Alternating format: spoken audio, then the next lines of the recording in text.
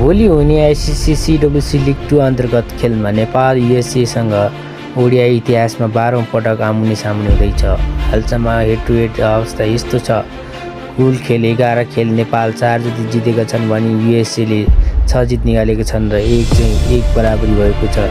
अब भोलि खेल कसले जित्ला त साथीहरू, त्यो भने हेर्न नै बाँकी छ।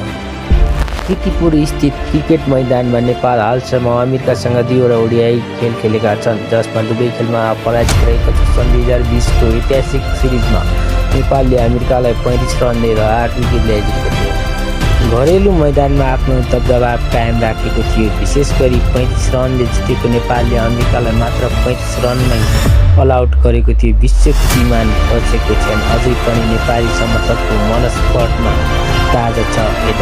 सन् 2020 को यतासम्म समग्र तथ्याङ्क हेर्ने हो भने अमेरिकाले आफ्नो खेलमा निकै सुधार गरिसकेको देखिन्छ। पछिल्लो 6 वर्षमा भएको 9 भेटमा नेपालले केवल 2 खेल मात्र जित निकालेको छ।